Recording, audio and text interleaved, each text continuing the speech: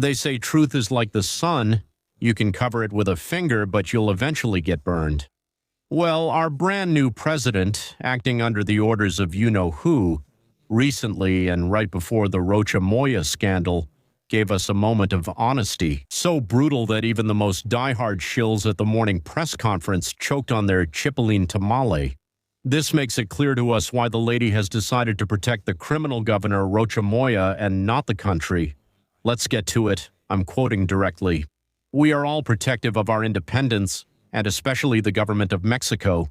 This government, López Obrador's government." Claudia Sheinbaum. Pardo made a slip that Freud would analyze with a bucket of popcorn. And I'm not making this up. That's exactly how she said it. Here's the moment. All Mexicans are protective of our independence, all of us. Especially the government of Mexico as well. This government, the government of President López Obrador. And before, well, that's it. Let it be judged. Thank you. Bravo, masterful. Not even in the best times of the PRI did you see such absolute self-sacrifice and submission. Claudia didn't just inherit the baton of command. It seems she inherited the script, the prompter, and apparently even the foolishness. Independence? From whom or from what? It's fascinating to hear the word independence coming from the same mouth that, in a single sentence, erased her own administration from the timeline. Talking about independence while defining yourself as the extension of your predecessor is like saying you're vegan while biting into a turkey leg. Simply incongruent. But don't get confused. It's not a slip of the tongue. It's not that the high temperatures played a trick on him. It's the subconscious screaming what everyone with half a brain already knew. There is no president.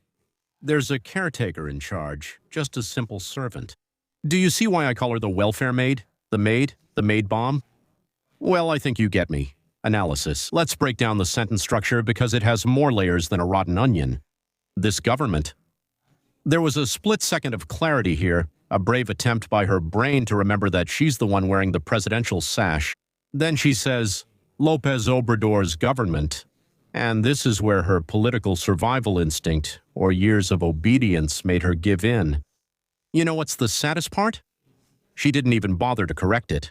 There was no, sorry, I meant my government that continues the legacy. No, she just let it hang in the air, like the smell of street food at a rally, confirming that in the National Palace only the clothes changed, not the leadership. They sold us the second phase of the transformation, but what we're seeing is a basement where Claudia locks herself in to read the 2018 campaign diary so she doesn't stray from the script. They were always told, they were warned in every possible way. Voting for her wasn't about choosing the first woman president. It was about choosing a Maximato version 2.0. It's pathetic to see how the regime's defenders do mental gymnastics to explain this. They say it's just a communication strategy. No, gentlemen, it's that the lady forgot to pretend. She feels so insignificant that she just accepts it now.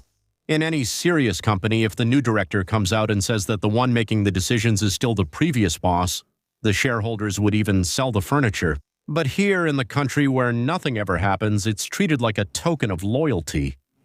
I'm absolutely stunned. Her own cabinet, please, they look like they were chosen through a loyalty casting call for the Messiah. Her own agenda. If it's not in the political testament, it doesn't exist. Her own voice? Only when she imitates that slow Tabasco accent so she doesn't stand out. The situation is clear. Claudia, when faced with the Rocha scandal or any crisis, can't make her own decisions. That's why she gets instructions from Palanque. So it's clear that in the particular case of the governor of Sinaloa, no one makes the final decision except López Obrador. So far, Claudia Sheinbaum has chosen to submit to the interests of her boss. When she comes out and says that there is a lack of evidence in the case against Rocha, she is not protecting the sovereignty she always barks about. She is sending a devastating message to the world. In this country, there is a political class that enjoys impunity. It doesn't matter that Washington has them in its sights for direct links to organized crime. The conclusion is that we are seeing the mirage of the presidential sash. The reality is that we have an administration that suffers from a chronic identity crisis. Claudia Sheinbaum has admitted, perhaps unintentionally, or perhaps with the cynicism of someone who knows she's trapped, that she, like a dog, is only the guardian of the chair. The chair has an owner, and it's not the person who sits in it during official events. So the next time you hear someone talk about the autonomy of this government, laugh. Laugh out loud. Because when the protagonist herself tells you that her government is that of her predecessor, the only thing left is to thank her for her honesty and get the coffee ready. Because this 6-year term is simply a repetition of a 6-year tragedy, but with worse consequences and more excuses. Well, dear hidden and knowledgeable audience, the truth isn't a sin, but it sure bothers the cynical, corrupt people running our government. Don't forget that complaints are no longer enough. We all have the power as a society. We must unite and demand that this bastard Rocha be held accountable and punished as he deserves. Let me remind you that this is Mexico against Morena, and they will fall, because there are more of us and we can do it. What do you think? Thank you.